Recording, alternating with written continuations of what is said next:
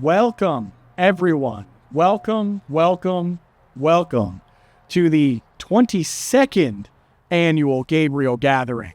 Can you give a round of applause for 22 years?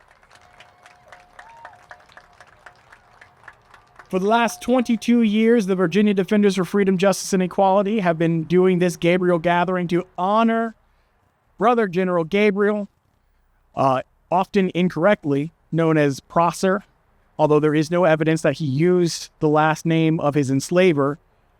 Gabriel is an important figure in Richmond history, in American history, in Black history, and we honor him in this way with this gathering every year. We honor him, we honor his plan, we honor his commitment, we honor his descendants. And we honor each other by coming here and engaging in this way. Before I go any further, however, I should first introduce myself. I am Joseph Rogers. I am a member of the Virginia Defenders for Freedom, Justice, and Equality, a descendant of enslaved people who walked this land, and I am someone who cares about this history. I want to make sure that as we remember as we go through today, that we remember where we are standing, that we remember what we are here for. So to start, we want to start with reclaiming, starting with recovering and reclaiming diasporic traditions by opening it up with a libation. And for that, we have Pamela Bingham to come and give our libation today. So Pamela, you probably want to put that over this.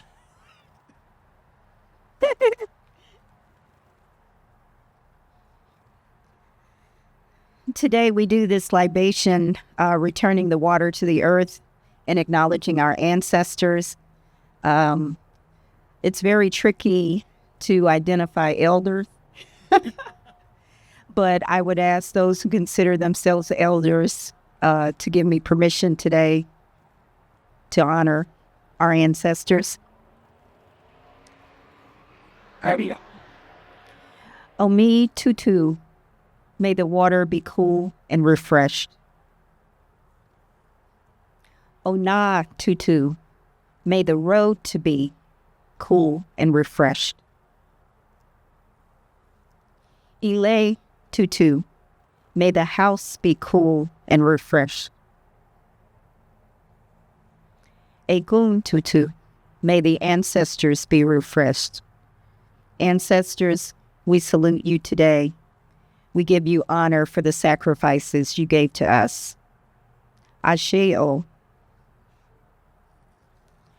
a Yoruba word of power that means so it shall be. And Cho, Yoruba for always, in honor of the ancestors.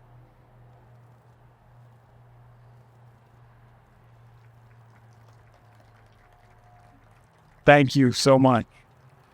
As we honor the ancestors from another continent, we also want to acknowledge the ancestors and owners of the land on this continent. And so we want to turn now to our land acknowledgement from Madylenne Boudreaux,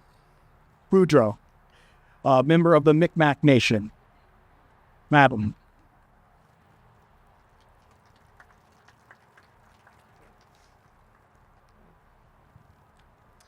Quay, hello, and good evening to everybody.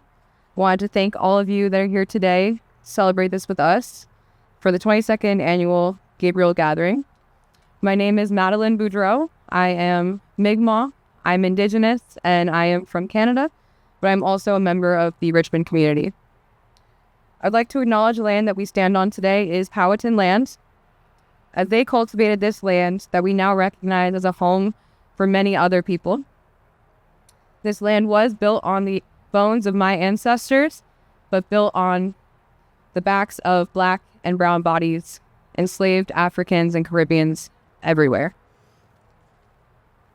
The Black and Indigenous struggle have always run parallel for generations, which is where the importance of solidarity will continue to be celebrated and grow with each opportunity to stand together. Indigenous people have fought for centuries for the right to live freely in our own home. It wasn't until 1924 that we were considered citizens of this country, the same land that our ancestors have raised families on, created life, and our culture before colonization. And it wasn't until 1978 when the American Indian Religious Freedom Act was passed so that we would legally practice our traditions, our prayers, our dancing, and our singing on this land. These are the sacred traditions that have been passed down through generations, but the way our cultures have been repressed, skewed, and romanticized at the same time has caused lineage of traumas that we can all understand through our own lived experiences. Not only was our culture stolen, but our own children would be stripped from us and their mothers and forced to assimilate into subtler ideas of what America should look like. These actions were very intentional and meant to erase our people and the history and the true history of this land. These are not the problems of the past. These are problems that we are still facing today and continue to be facing. Our fight for our land back continues as our native lands are being destroyed. Our people are still being exiled to reservations, which continue their policing over the ways that we're supposed to be living. Our women, our children, and the Two-Spirit people are still being stolen, murdered, without any justice. Our men are being murdered, their braids are cut from their heads and hung like trophies. These horrors share similarities to all the ongoing genocides that are happening around the world today. And they are fueled by the same institutions that are supporting these are those the ones who choose to turn a blind eye. Those who choose to not turn in fear of the devastations that we witness is proof of the resilience and the determination that we're here to celebrate today. Gabriel's rebellion was a stepping stone for our generations and an example of how we have to fight for survival and protect what freedoms that we have now. Here. We stand in solidarity in honoring our histories and the future that we are trying to build together. On that note, thank you, Wilayto, and have a good week.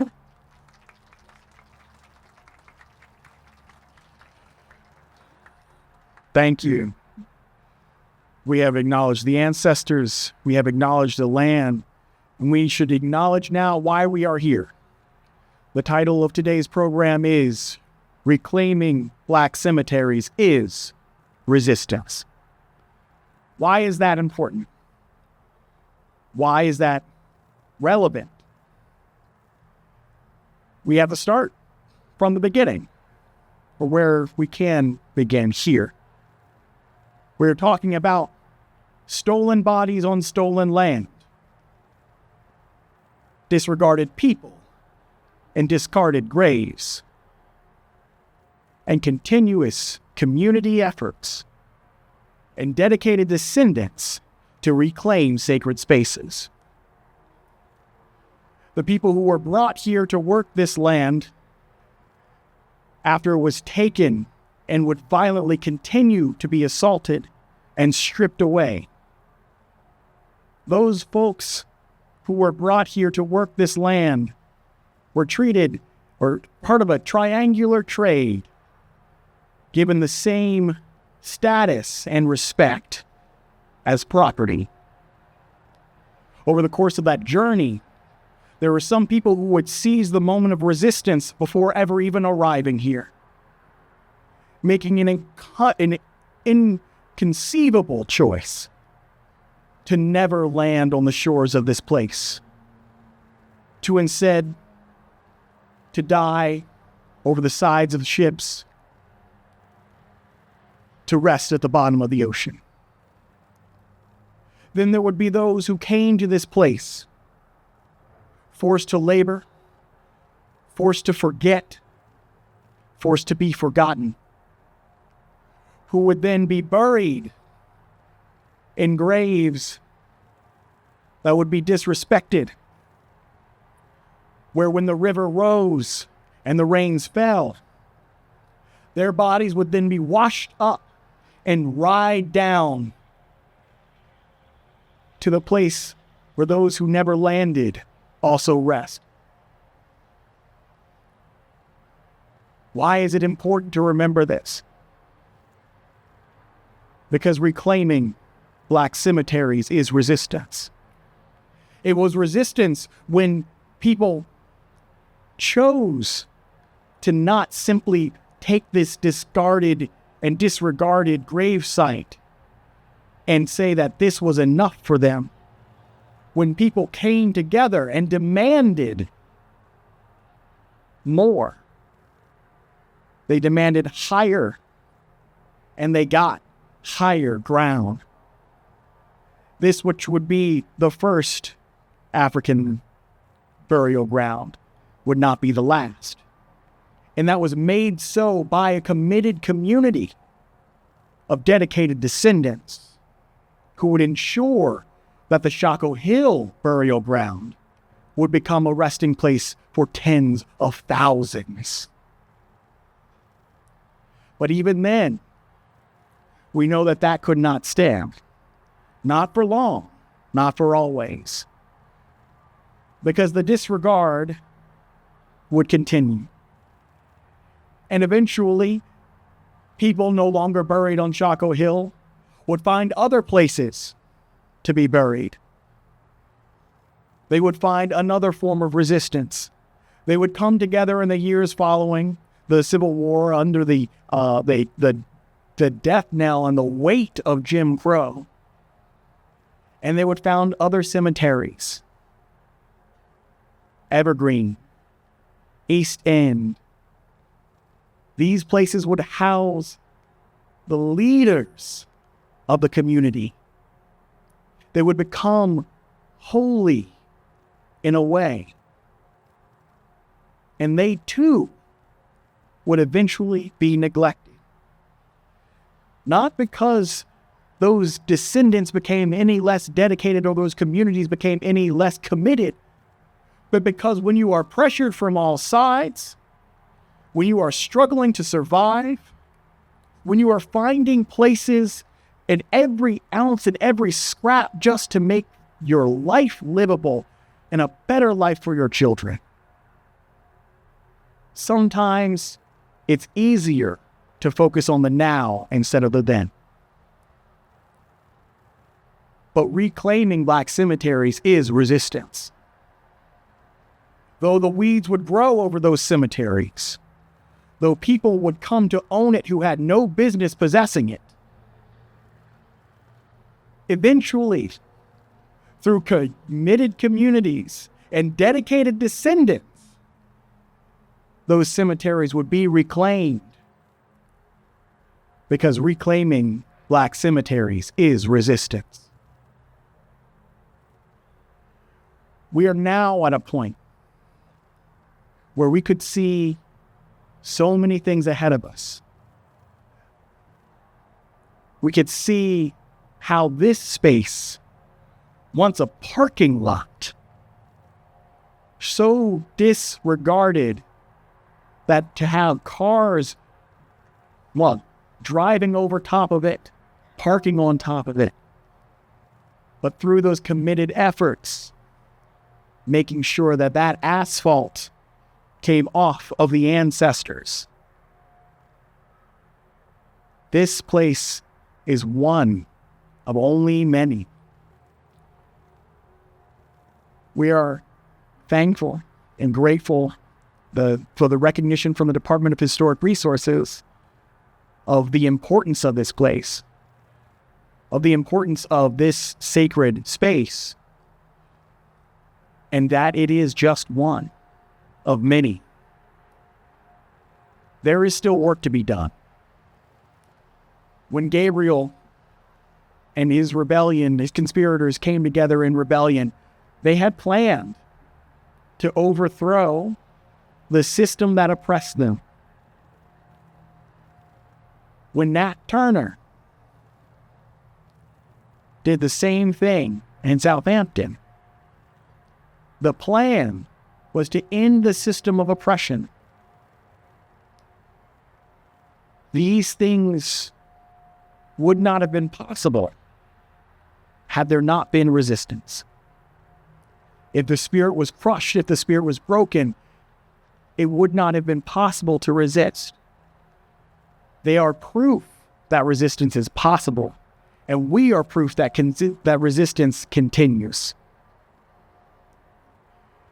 So as we continue here, as we dedicate this marker, as we hear the stories of Gabriel and of Nat Turner, we must remember that while our fight might be different in format than theirs, it is no less a form of resistance.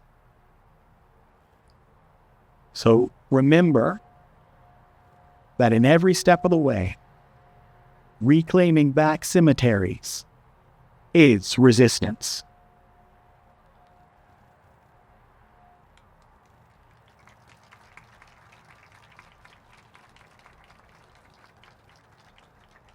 I want to turn the microphone over now to Pamela Bingham again. After doing our libation, I wanted to first, though, give her the opportunity to give you the opportunity to let you know who she is. Because Pamela Bingham is a descendant of Gabriel. She's an educator and a climate and environmental justice advocate, and she is a dear friend of the defenders. And so, Pamela, if you will come to the stage or to the microphone, not really on the stage, but to the microphone to share your story. Good evening, good evening. I have spent my entire day across the street in buildings preparing for cancer surgery next week.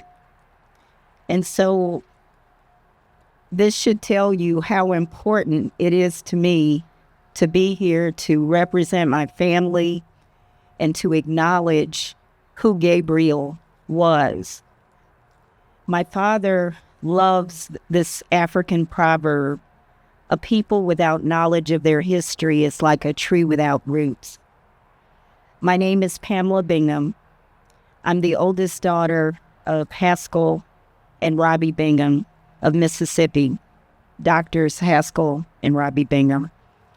Granddaughter of Reverend Judge R. Bingham and Julia Edmund Bingham of Vicksburg, Mississippi. Great-granddaughter of George Washington Bingham and Charlotte Flowers Bingham.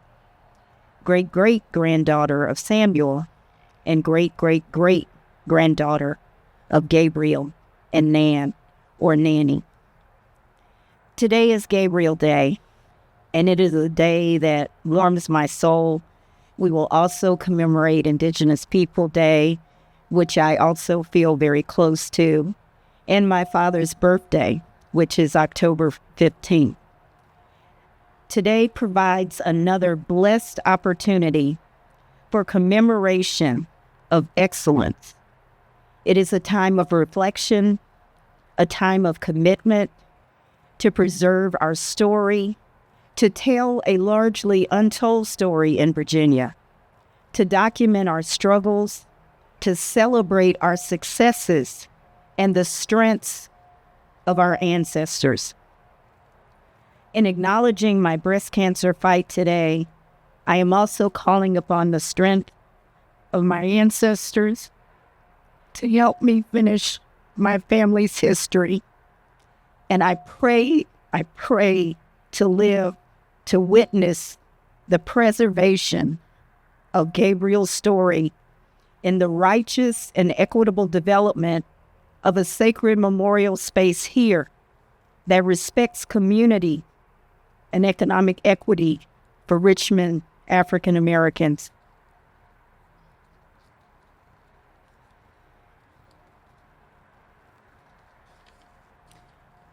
I strongly believe in the importance of the African American aspects of American history, and especially the importance of freedom fighters like Gabriel, activists who led freedom fights that we call slave rebellions. We have a legacy of activism in my family. My father, my grandfather, my great-grandfather all the way up to Gabriel and myself, we have all fought for civil rights. I want to tell you about Gabriel, and I want to share with you the way we share Gabriel in the Bingham family. And it's really important that we do this today, because there are those in this country right now who would erase this history, and you know this. So it is so important that you are here today. I was listening to NPR a couple of days ago, and I heard that China is engaged in a campaign that the speaker called memory erasure.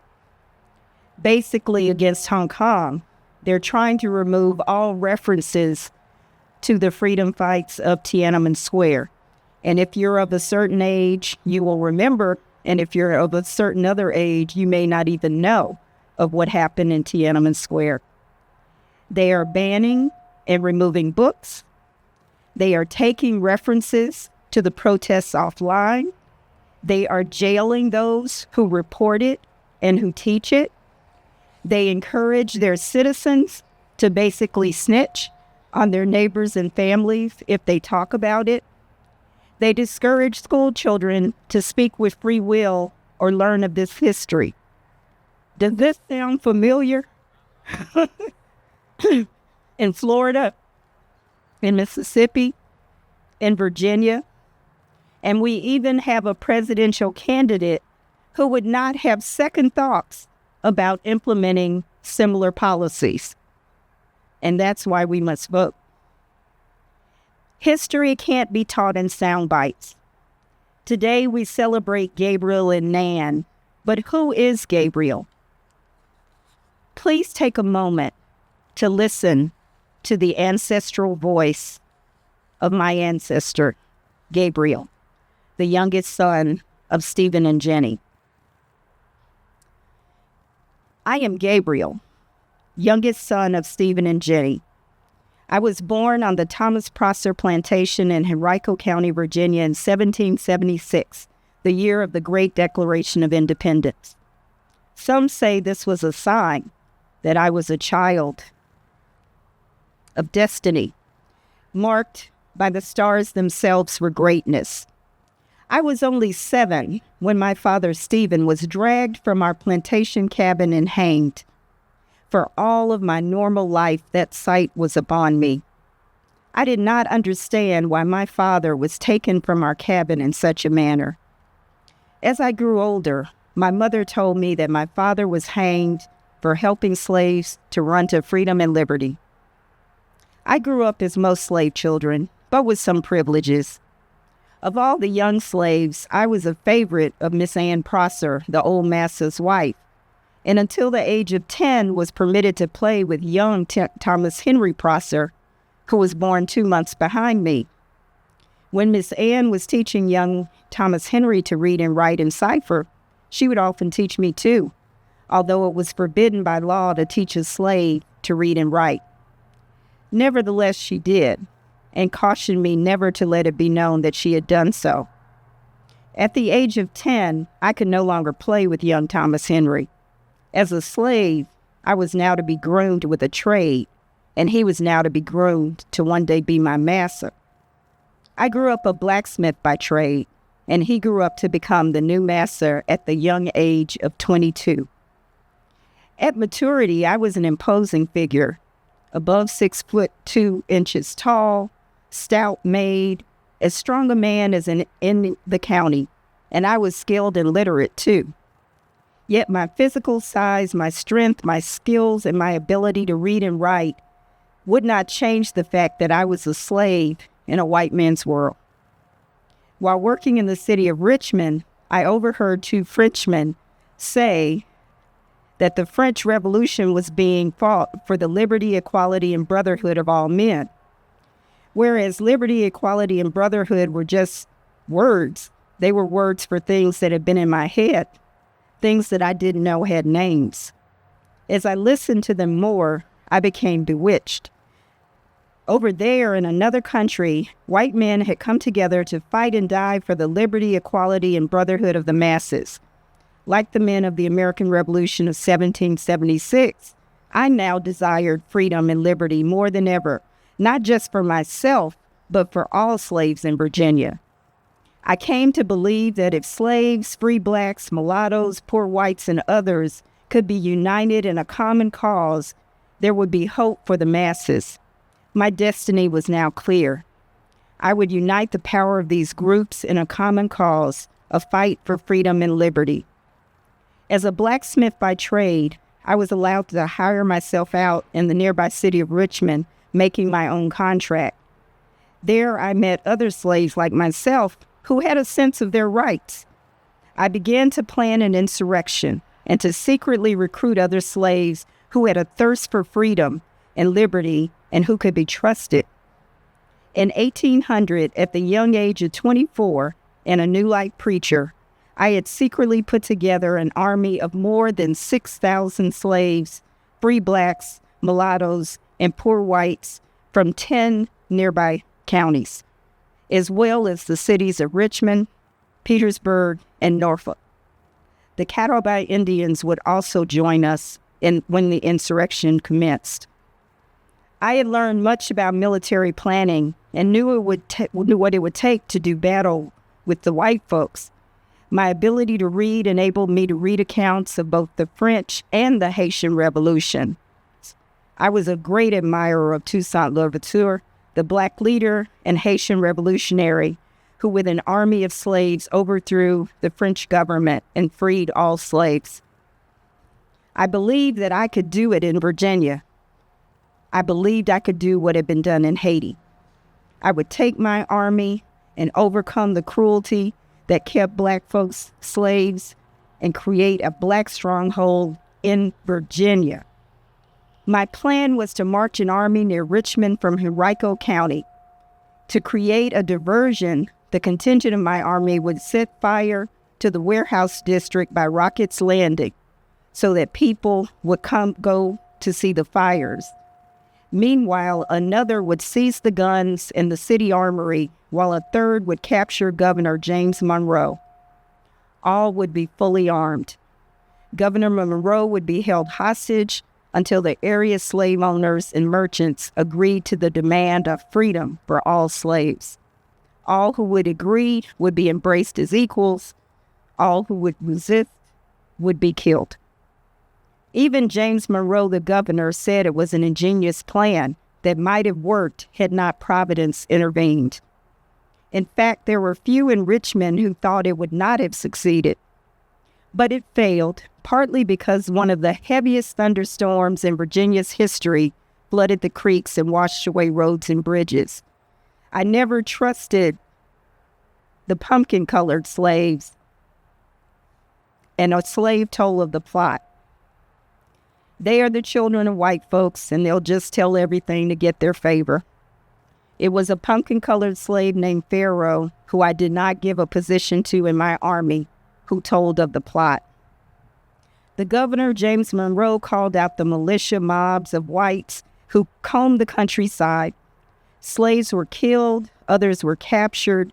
I myself eluded the authority for 23 days, but was finally captured and brought to court. I admitted that I was the leader of the rebellion, but I made no confession that would implicate anyone else. When I was pressed by the chief magistrate for more details, my response was this: I have nothing more to offer than what General Washington would have had to offer had he been taken by the British and put on a trial by them. I have ventured my life in endeavoring to obtain the liberty of my countrymen and am a willing sacrifice in their cause. And I beg as a favor that I immediately be led to execution. I know that you have predetermined to shed my blood. Why then all this mockery of a trial? I was tried, convicted, and hanged, following the hanging of 20 or more of my comrades, including my brothers Martin and Solomon, as well as my cousins Jupiter, Sam, Peter, and Will. When the trapdoor of the gallows fell below me, I had at last found in death the freedom I had desperately sought in life. My wife Nan was pregnant when I was hanged. She was transported to a plantation near Louisville, Kentucky.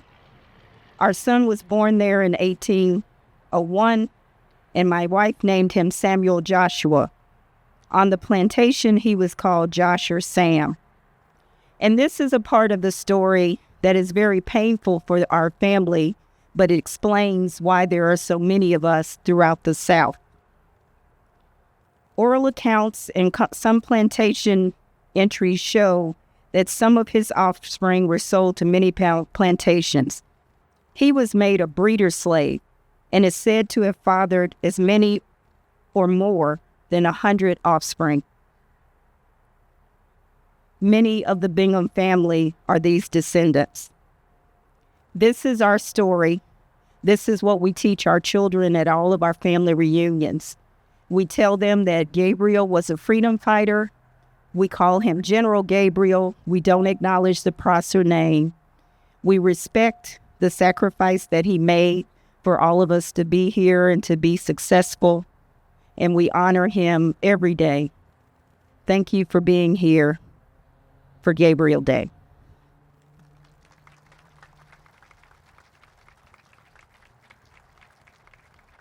Thank you, Pamela. And this is CJ, by the way, everyone. This is my lovely son, Charles James, named after my ancestor, James Apostle Fields. And I think that it's important that he be present for all of this, because this is what we do any of this for, right? Resistance is for our children and our future. So as he got a little fussy, I wanted to make sure I could give me some chance to. But to continue on, if the train will let me. All right. To continue on, we next have JRon Fleming, a Howard University-educated actor who featured in the first theatrical production of Gabriel, a musical in which he played Gabriel's brother, Martin. JRon.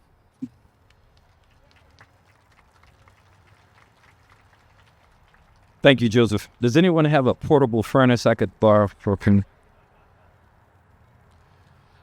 I recently heard a quote that said, "Art is a way that human beings try to make sense of reality." In addition to being a soldier for justice, I believe Gabriel was an artist. He used whatever the Creator gave him to make sense of a cruel world. Gabriel was inspired by Jean-Jacques Dessalines and Toussaint Louverture in Haiti. It is likely, and in some cases known, that his life was a template for Harriet Tubman, Denmark Vesey, Sojourner Truth, Nat Turner, and countless others, names known and unknown. Hear now the words of one of his disciples, Nat Turner. This is an excerpt of his final words. "You have asked me to give a history of the motives which induced me to undertake the late insurrection, as you call it. To do so, I must go back to the days of my infancy, and even before I was born. I was 32 years of age, the 2nd of October last, and born the property of Benjamin Turner of this county. In my childhood, a circumstance occurred which made an indelible impression on my mind and laid the groundwork of that enthusiasm which has terminated so fatally to many, both white and black, and for which I am about to atone at the gallows. Being at play with other children when 3 or 4 years old, I was telling them something, which my mother, overhearing, said it had happened before I was born. Others, being called on, were greatly astonished, knowing that these things had happened, and caused them to say in my hearing, I would surely be a prophet. And my mother and father strengthened me in this my first impression, saying I was intended for some great purpose. Hearing the scriptures commented on at meetings, I was struck by that particular passage which says, "Seek ye the kingdom of heaven, and all things shall be added unto ye." I reflected much on this passage and prayed daily for light on this subject. One day, as I was praying, the Spirit spoke to me and said, "Seek ye the kingdom of heaven, and all things shall be added unto ye." And about this time, I had a vision. I saw white spirits and black spirits engaged in battle. The sun was darkened. Thunder rolled in the heavens and blood flowed in streams. I heard a voice saying, "Such is your luck. Such you are called to see. And let it come rough or smooth, you must surely bear it." And shortly afterward, while laboring in the fields, I discovered drops of blood upon the grain, as though it were dew from heaven. And then I found on the leaves in the woods hieroglyphic characters and numbers with the forms of men in different attitudes portrayed in blood and representing the figures I had seen in the heavens. And on the 12th of May, 1828, I heard a loud noise in the heavens, and the Spirit instantly appeared to me and said, the serpent was loosened, and Christ had laid down the yoke he had borne for the sins of men, and that I should take it on and fight against the serpent. For the time was fast approaching when the first should be last, and the last should be first. Ezekiel saw the wheel way up in the middle of the air. Ezekiel saw the wheel way in the middle of the air. Ezekiel saw the wheel way up in the middle of the air. Ezekiel saw the wheel way in the middle of the air. Ezekiel saw the wheel way up in the middle of the air. Ezekiel saw the wheel way in the middle of the air.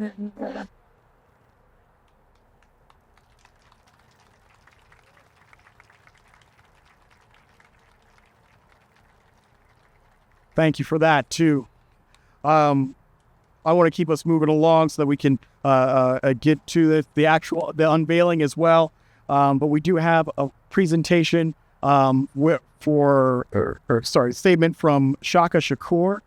Maurice Robinson will be doing the written presentation of it. And are we ready with the sound clip for him as well?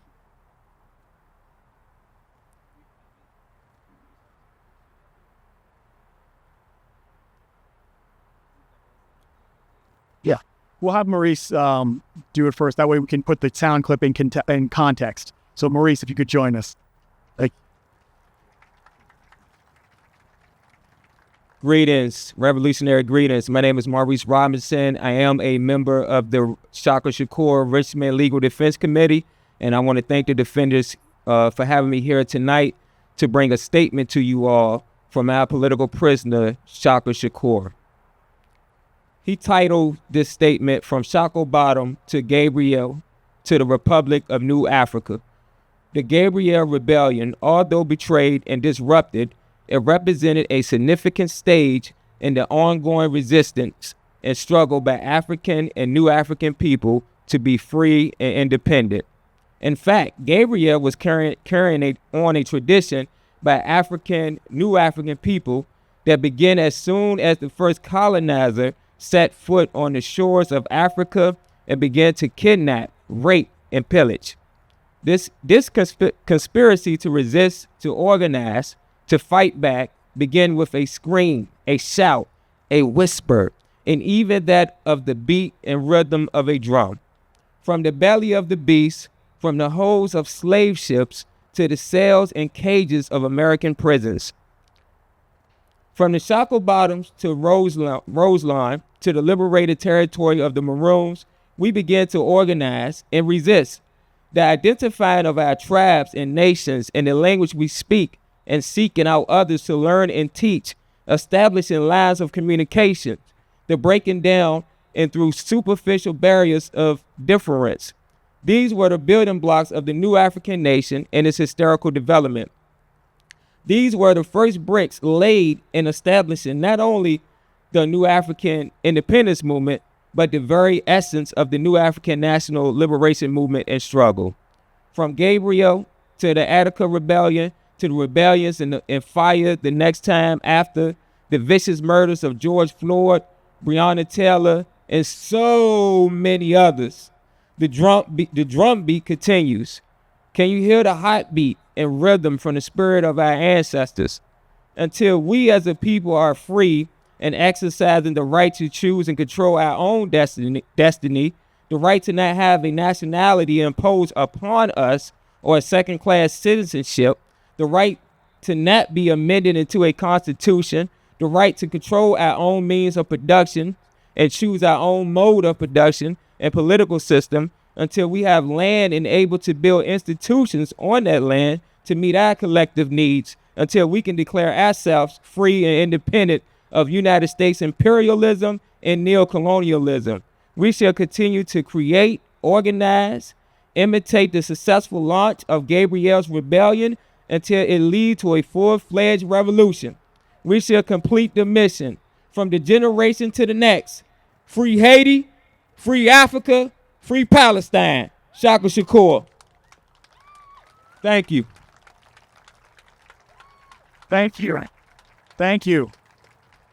And to hear his voice himself, as Shaka could obviously not be with us today, we'll play this short clip of it.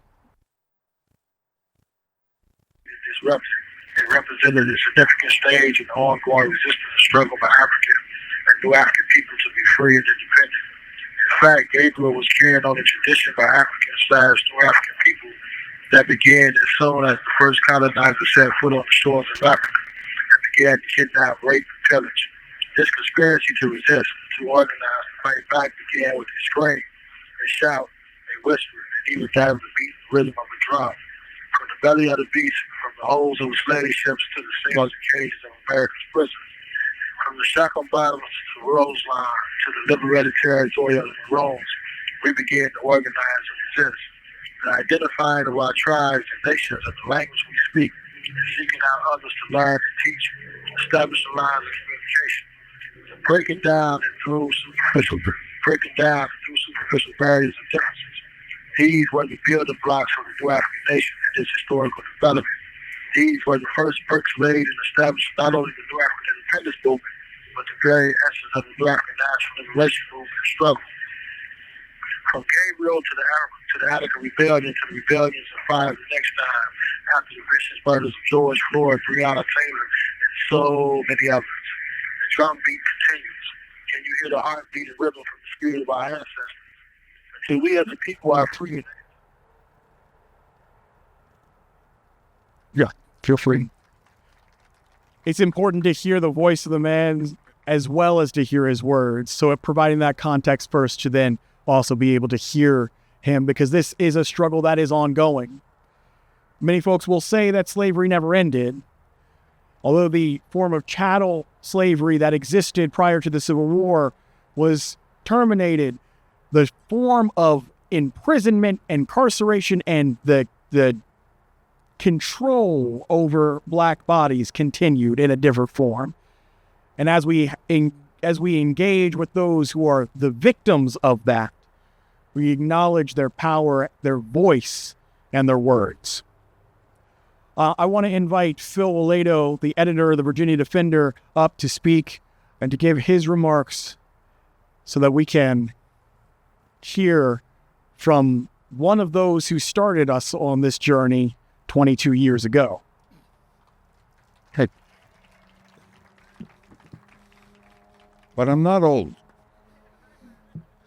Okay, Joseph, can you give me a heads up when I'm getting close to 5 minutes? Thank you.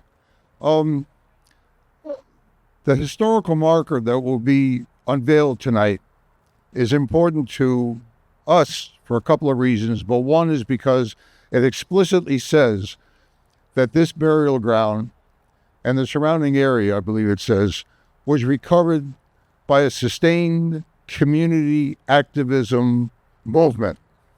Forget the exact words. This ground you are on now was once covered by a parking lot since the 70s. And in the 90s, not the 90s, the early 2000s, Virginia Commonwealth University purchased the parking lot, not to remove it from this burial ground, but to upgrade it as a parking lot, knowing that it was over a black cemetery. There was a sustained community struggle led by folks like former city council member Saad Al-Amin, King Salim Kalfani, executive director of the NAACP, Marty Jewell, who was on the city council for a while there, a couple of other people who came and went, myself, and forming sort of an informal steering committee that tried to guide the struggle to reclaim the burial ground. When politicians today who are patting themselves on the back for properly memorializing this area at that time told us you can't fight VCU and actively tried to undermine the struggle to reclaim this sacred ground. That's the truth. I'm not going to name names tonight because I don't want this to be too bitter.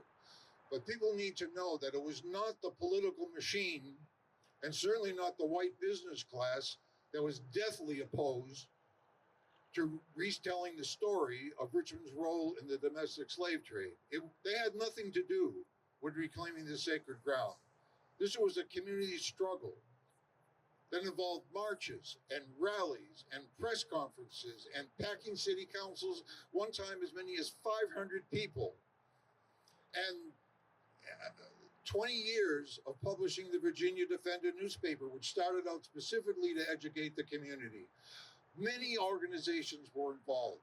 Black community playing the leading role, also supported by Latino organizations, indigenous organizations, white activists, people here who tonight, who used to stand up on the Broad Street there and pass out flyers once a week to people parking their cars here, trying to inform them of why that was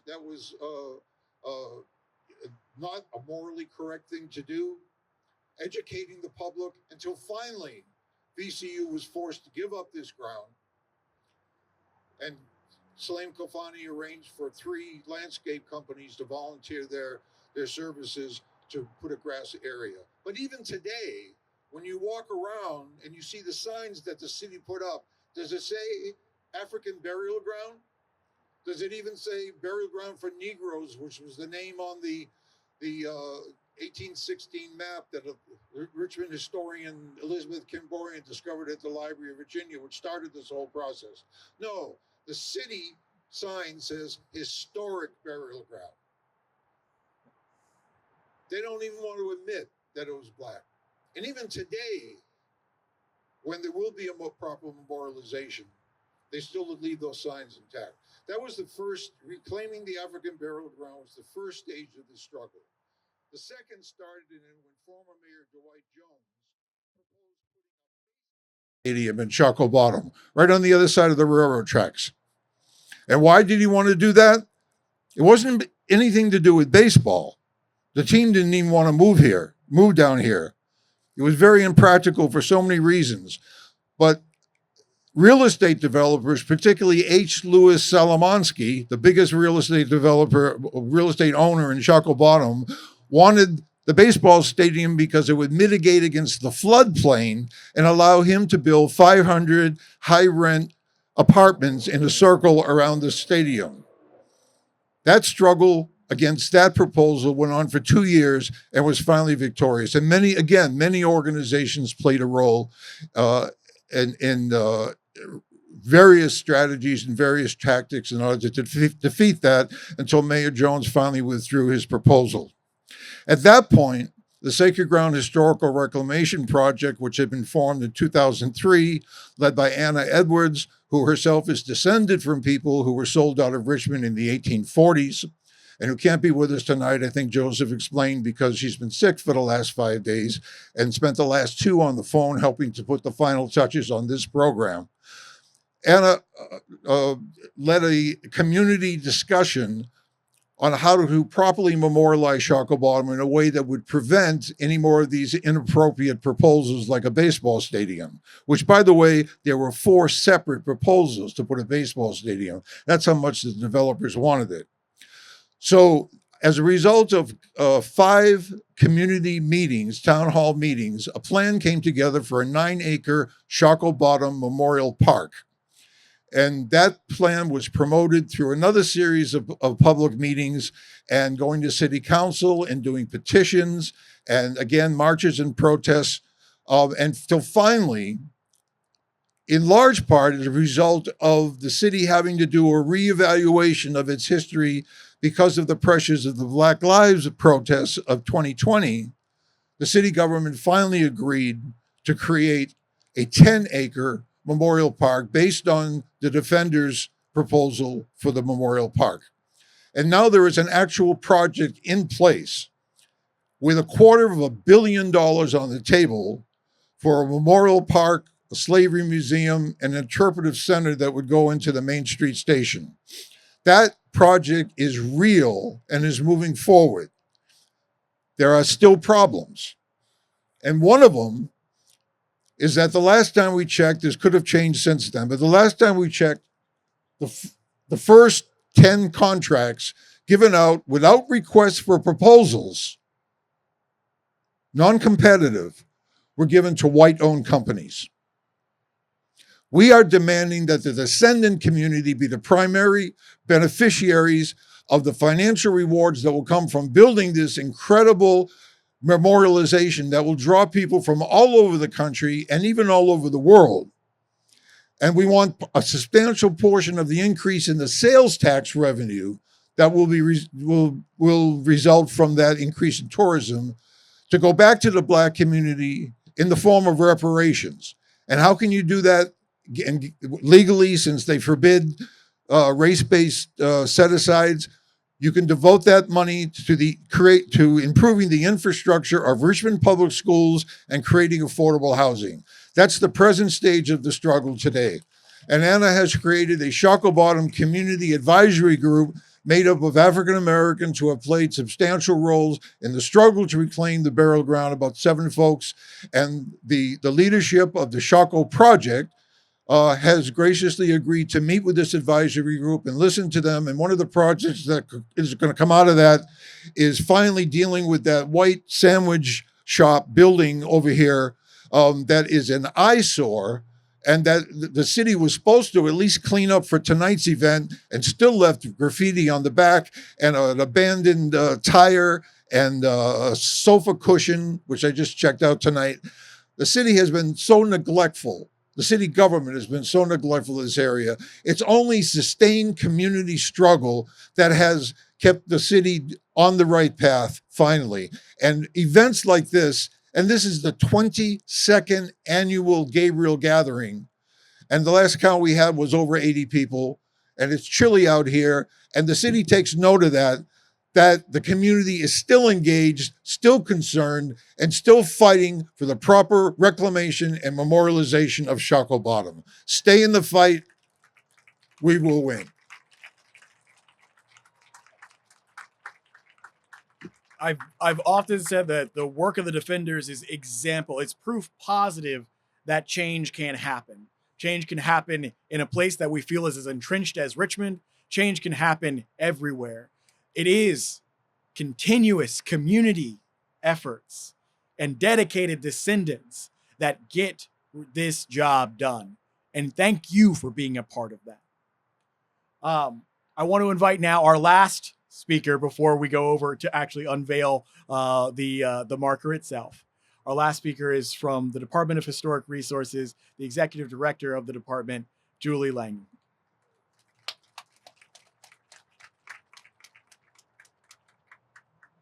Thank you. It really is a pleasure to be among you this evening representing the Department of Historic Resources, which many of you know of as DHR. And I'm sure you're familiar with some of our programs, such as the Virginia Landmarks Register, our Highway Marker Program. Those are our two most public-facing and popular programs. But we administer probably a dozen or more other programs, both state and federal, the purpose of which is to document all facets of Virginia's history. And one of the ways we do that is through the marker program. And soon you're going to witness the unveiling of a brand new marker that's going to become part of our marker system. As someone who works with history every day, history is my passion, it's hard to resist the temptation of putting our marker program and this particular event into historic context. So I'm going to just take a couple minutes to do that, and then we can go together and unveil the marker. The initial focus of the marker program, and understand that this is the oldest marker program in the entire country. It was established in 1927. The initial focus when the program began was on stories and places of national importance. Sites that were associated with presidents, military battles, and buildings distinguished by their architectural merit. In other words, the program focused on the most obvious things. And this explains why both Virginia's Register program and our marker program, and the Register dates to the 1960s, are two primary recognition programs, failed to provide a full telling of Virginia's complex history. And though wildly popular, the marker program continues to suffer from this initial skewed focus. Only 3 of the 700 markers erected before 1930 directly related to African American history. And by 1941, that number had risen to a mere 9. Meanwhile, a full third of the first 700 markers revolved around the Civil War. And still today, only a handful of markers recognize the contributions of women and Indigenous people. Over the last few years, DHR has been working very hard to correct this imbalance, and I'm pleased to report that we have made a lot of progress. As of today, with over 2,600 markers in Virginia, about 17% of those, or 463, focus on Black history. Admittedly, 17% is still shameful, but much more impressive is the fact that this increase can be attributed to just the last 6 years, the efforts made in just 6 years, when 63% of all new markers have focused on Black history. So with that background in mind, I am so very grateful to the Sacred Ground Historical Reclamation Project and the Friends of Shaka Hill African Burying Ground, and especially Lenora McQuinn, Anna Edwards, and Ryan Smith. A special thanks to Lenora, who I know we all wish was here with us tonight, because she is the person who contacted DHR to pursue a marker on the topic of this burying ground. And with this marker, we are taking one step closer to the goal that we're working so hard to realize, which is a more balanced and complete telling of Virginia's history. So in closing, I just want to ask you a favor. Please follow in Lenora's footsteps and reach out to DHR if you know of properties that deserve documentation and recognition. We need and welcome your help to ensure that our programs honestly and fairly represent the contributions of all Virginians. And we have a long way to go. And I'm particularly sensitive to the fact that we really need to focus on women and Indigenous people at the same time that we continue to focus on Black history. So it's indeed a pleasure to be here. And I look forward to being a part of the unveiling that I think is just about to happen, right? Thank you, Julie. And yes, it is. I just wanted to also acknowledge before we move over there, again, as Julie mentioned, Lenora McQueen, and as Phil mentioned, Anna Edwards, two people without whom we would not be here today. It is about community, and it is about more the efforts of all of us combined than the efforts of any single individual. But there's usually someone who sets off the spark that becomes the fire that turns into the raging inferno of change. And those two people are among those solid sparks. So I want to give recognition and acknowledgement to Lenora McQueen, whose search for her fourth great grandmother, Kitty Carey, led her to the Shaka Hill African burial ground where tens of thousands of people were buried, and to Anna Edwards, who just through the force of being a force in of herself, someone dedicated to learning, to teaching, and to doing, has helped get the Historic Ground Sacred Reclamation Project, a project of the Virginia Defenders of Freedom, Justice, and Equality, off the ground. So thank you to those two who could not be here tonight. If we give them a round of applause. And now for the moment that we have been waiting for, we are going to head over to where the marker currently is, and we'll do the unveiling over there. We have a pathway made that blue tarp that folks had not been kind of been avoiding is actually a bridge over the mud. So if you'd like to use the blue tarp to get through, otherwise I suggest sticking along the side on this way, but we will see you over there for the unveiling. 3, 2, 1.